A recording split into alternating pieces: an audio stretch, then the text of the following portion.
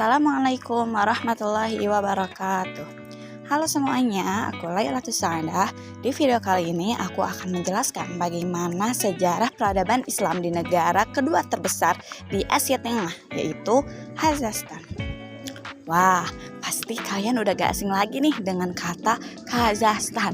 Ya, jadi Kazakhstan adalah negara terbesar kedua di Asia Tengah, juga merupakan negara bermayoritaskan muslim loh. Republik Kazakhstan dengan luas 2.707.300 km persegi dengan luas yang memanjang dari padang pasir tengah Asia sebelah selatan sampai ke bukit Siberia di sebelah utara. Kondisi demografis Kazakhstan didominasi oleh penganut agama Islam sebanyak 70%. Selain itu, suku yang mendominasi negara ini adalah suku Kazakh. Orang-orang dari suku Kazakh ini bermayoritaskan Muslim Sunni yang bermadhab kanan Imam Hanafi. Perkiraan resmi populasi Kazakhstan pada tahun 2017 akhir itu sebanyak 19.137.300 jiwa. 44% diantaranya adalah penduduk pedesaan dan 56% penduduk perkotaan. Lalu sejarah masuknya Islam ke Kazakhstan. Oke, pada abad ke-8 Masehi saat orang Arab sampai ke Asia Tengah dan memperkenalkan Islam, Islam juga dibawa oleh mereka kepada orang Kazakh di Kazakhstan. Pada saat itu, negara Kazakhstan sedang berada pada masa kekaisaran Rusia yang memberi ruang bagi perkembangan Islam di bawah kendali Kazan Khanate. Akan tetapi, perkembangan ini ditindas dan berusaha diberhentikan oleh Uni Soviet yang akhirnya Kazakhstan dijadikan negara republik otonom.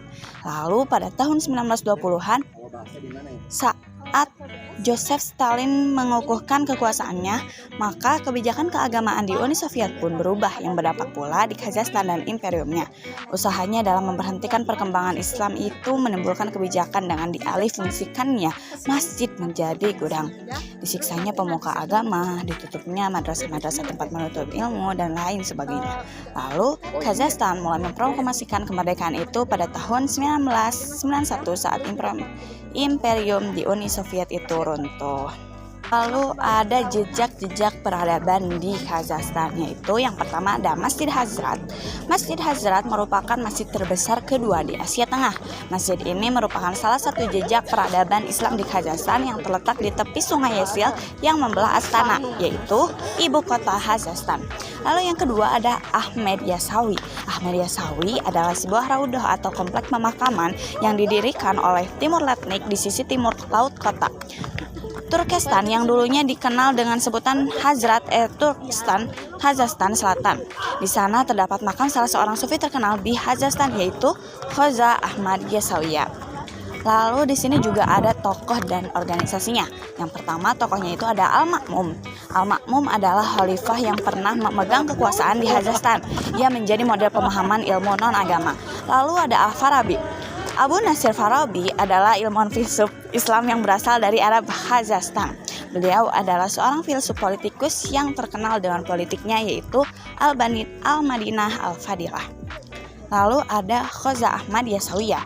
Seperti yang tadi disebutkan bahwa ada jejak peradaban. Nah, ini adalah salah seorang pendiri aliran sufi yang paling terkenal di Kazakhstan, yaitu Tarekat Sui Yasawiya. Hingga saat ini makam Khaja menjadi pusat ziarah penting di Kazakhstan. Lalu ada organisasi. Nah, di Kazakhstan terdapat beberapa organisasi Islam. Yang pertama ada Tarekat Sui Yasawiya.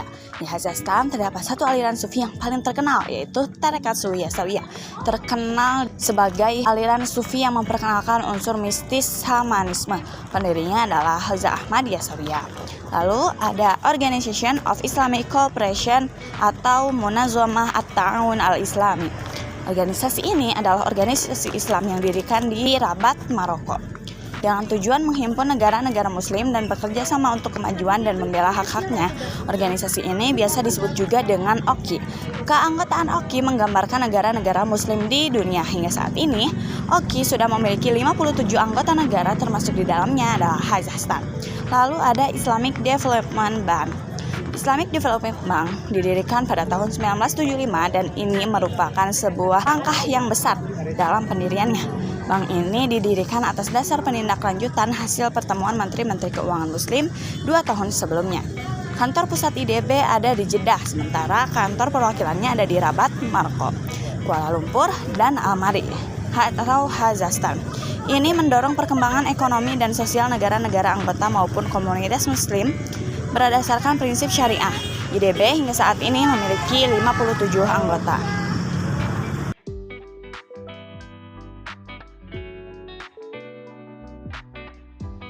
Baik, sekian yang dapat saya sampaikan. Terima kasih. Wassalamualaikum warahmatullahi wabarakatuh.